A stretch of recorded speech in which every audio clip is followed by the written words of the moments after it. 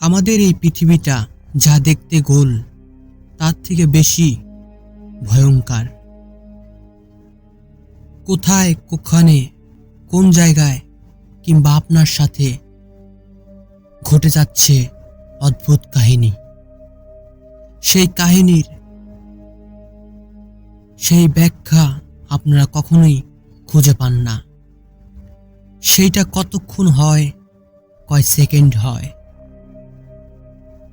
তার আগে বলে রাখি, সরাসরি ঘটনায় যাচ্ছি। আজকের ঘটনা ছোট্ট এই ঘটনা, কিন্তু কে ছোট্ট ঘটনায় মানুষের হৃদয় ব্যথরক কষ্টের কথা উল্লেখ আছে। একটা বাবা, একটা ছেলে, একটা বাবা যখন কষ্ট করে নিজের ছেলের জন্যই, শেষমেশ সেই ছেলেটাই যদি তার বাবার শত্রু হয়ে যায়, তাহলে সেটা কি হয়? এটা ঘটে যাচ্ছে সারা পরিবারে, সারা শহরে, সারা পৃথিবীতে। তাই আমার তরফ থেকে আমি একটা কথাই বলবো, এই ঘটনা শোনার পর যা শিখবেন তা আপনারা ভুলেও এ কাজ করবেন না। শিক্ষা সর্বদাই আপনার সঙ্গে থাকবে। একটা ছোট পরিবারে ছোট একটা ছেলে, তার বাবা অনেক কষ্ট করে।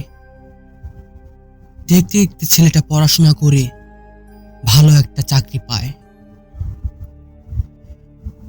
তার বাবাটা অনেক বৃদ্ধ হয়ে গেছে, এখন সে কাজ করতে পারে না। হঠাৎ করে শুনতে পারে যে তার বাবাটা ফাঁসি নিয়ে মারা গেছে। সে বৃদ্ধকালে আর কয়দিনই বাঁচবে, সে ফাঁসি নিয়ে মারা গেল। এর একটা কারণ অবশ্যই আছে।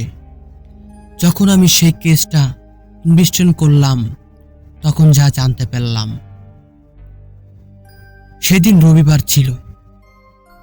সকালটা ভালো ভালোই কাটছিল, টুকটাক বৃষ্টি পড়ছিল। হঠাৎ করে তার বাবার ফোনে কল আসলো। তার ছেলে ফোন করলো, ওই পাশ থেকে বলল, বাবা আমি আসতাছি। তখন সে আসলো। বাবা অনেক খুশি হল। এতদিন পর ছেলে ঢাকা থেকে ফিরছে। ছেলের জন্য অনেক খাবার দাবার রেডি করলো। দেখতে কি বিকাল পরিয়ে রাত্রে তার ছেলে আসলো। এসেই বাবা জিজ্ঞেস করলো, তুমি কতক্ষণ এখানে থাকবা, মানে কতদিন? তখন ছেলে বলল, কালকের দিনটাই থাকবো। বাবা বুঝতে পারলো যে কিছু একটা হয়েছে। তখন তার বাবা তার জিজ্ঞেস করলো, কি হয়েছে তোমার?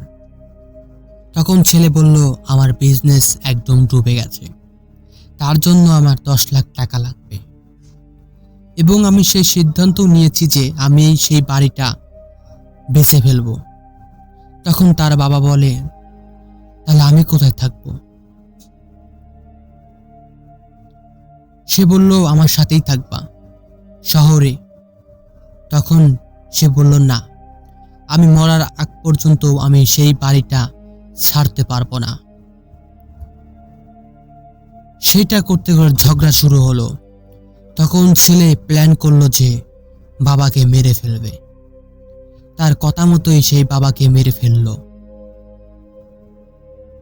সেদিন রাত্রেবেলা বাবাকে জোর করে ধরে বান্ধে মেরে সে ফাঁসিতে ঝোলানোর আগে তার হাতের টিপসইটা নিয়ে নেয়, এবং সাথে সাথে তার জমিটাও হয়ে যায় তার।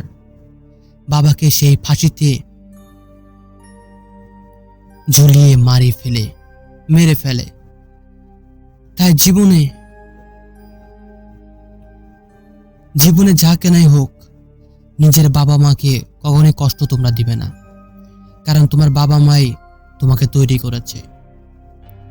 তাই আমি এটুকুই বলতে চাই, জীবনে যা কেনাই করো ভেবে চিন্তে করো,